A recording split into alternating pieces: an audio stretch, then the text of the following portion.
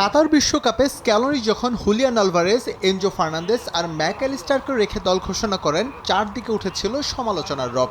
আর্জেন্টিনার অনেক বড় নাম বাইরে রেখে তার এই স্কোয়াড জন্ম দিয়েছিল বিস্ময়ের, কিন্তু মাঠের লড়াই দেখা গেছে তারাই আলবিসেলেস্তের তুরুপের তাস। স্ক্যালোনির এই কৌশল নিয়ে বিভিন্ন মহলে গবেষণাও হয়েছে বিস্তর। আরও একটা বিশ্বকাপ দরজায় কড়া নাড়ছে, আবারও ঘুরে ফিরে আলোচনায় লিওনেল স্ক্যালোনির কৌশল। বিশ্লেষকদের প্রশ্ন, আবারও কি পুরনো স্ট্র্যাটেজিতেই ভেলকি দেখাবেন তিনি? অভিজ্ঞ আর নতুনদের মিশেলে গড়ে তুলবেন বিধ্বংসী এক স্কোয়াড, যারা আর্জেন্টিনার হয়ে মিশনে নামবে চতুর্থবারের মতো বিশ্বকাপ জয়ের। শুনতে বেশ সহজ মনে হলেও এমন দল সাজানো খুবই চ্যালেঞ্জিং, কারণ লিওনেল মেসিদের মতো অভিজ্ঞতার সঙ্গে তরুণদের মেন্টাল অ্যাডজাস্টমেন্টের বিষয়টি খুবই গুরুত্বপূর্ণ। সেই জায়গাতেই মুনশিয়ানার পরিচয় দিয়েছেন স্ক্যালোনি। তাই আস্থার জায়গা থেকেই আবারও চ্যালেঞ্জ নিতে প্রস্তুত আর্জেন্টাইন কোচ।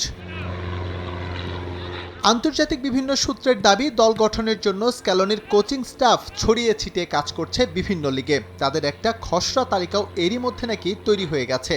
রক্ষণে গভীরতা আনতে এরই মধ্যে কোচের গুডবুকে ঢুকে পড়েছেন বোর্নমাউথ ডিফেন্ডার মার্কোস সেনেসি এবং Inter Milan centre back Tomas Palacios. Cristian Romero এবং লিসান্ড্রো মার্তিনেজের ইনজুরি খুলে দিয়েছে তাদের দরজা।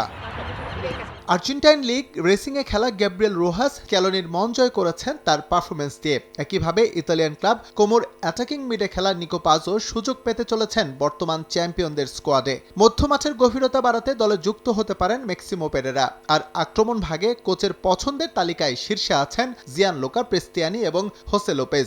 এছাড়াও ইয়াং ট্যালেন্ট ভ্যালেন্টিন বার্কো বিবেচিত হতে পারেন বিগ রোলের জন্য। তবে বিশ্বকাপ স্কোয়াডে এখনও কেউ চূড়ান্ত নয়। মার্চ উইন্ডোতে দুটো ম্যাচ খেলবে আর্জেন্টিনা, সেখানে বেশ কাঁটা ছেঁড়ার অপশন রেখেছে এএফএ। এই ম্যাচ দুটোতে ফুটবলারদের পারফরমেন্স আর ইনজুরি কনসার্ন বিবেচনায় নিয়েই মেতে বিশ্বকাপের স্পেশাল 26 ঘোষণা করবেন লিওনেল স্ক্যালোনি।